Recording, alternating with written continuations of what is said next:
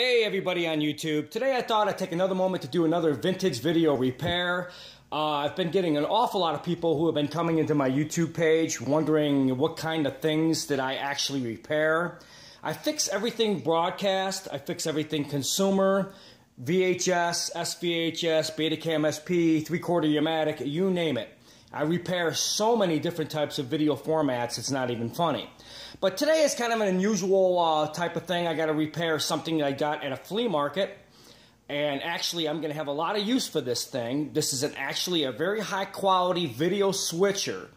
It takes SVHS component and regular composite. This is a very, very nice unit. And this unit has a lot of common problems. It's pretty simple, not a really big deal. It's very time consuming. But I just thought I'd just show you a few little things to tell you what the repair consists of. I do fix these. I do have all these parts on hand. So here we're going to talk about a video switcher made by JVC. It's a JX S as in Steve 700. This thing has about 12 different switching points. You could switch various different component and composite video with this unit and tie everything into this unit. If you're doing a lot of video duplication, this particular deck is highly recommended. It's a really good video switcher. I highly recommend this unit. It does have its issues from the way it was made, and I'm going to go over that with you in just a minute. But basically, from the age of it, it's not real old, but it does have some cheap components. So I'm going to explain to you what I'm going to be changing and how simple it is to fix this unit.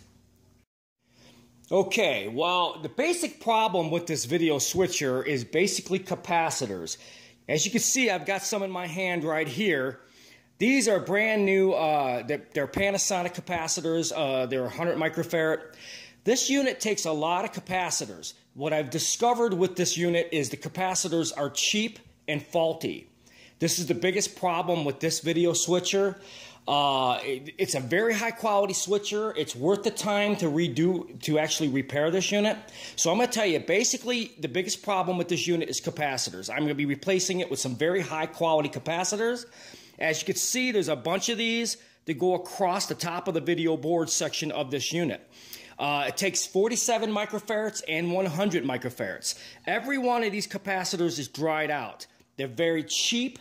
They're mass produced, and this unit was stored in probably not a very good quality control area, maybe in a house or maybe in a garage or something like that.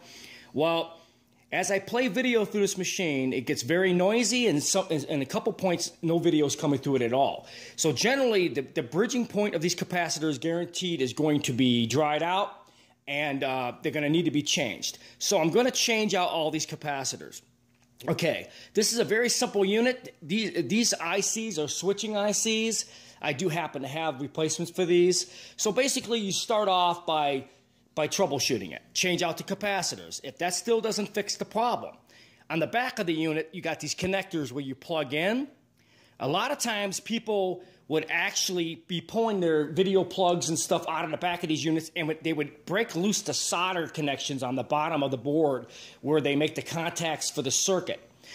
Basically, you take this board out and you retap all the solder points on every one of the connections on the back of this board. And that is usually your second flag for the issue of the unit. Retacking the solder on the connections of the board itself. But first of all, I'm going to change out the capacitors. Then I'm going to take the board out, and then I'm going to retack all the connections to the actual video connections on the back of the board. If you're still having issues with this unit, 9 times out of 10, since there isn't anything else, it's going to be one of these ICs, okay? In this particular unit, I'm very lucky because the ICs are very cheap. They're like a couple bucks a piece.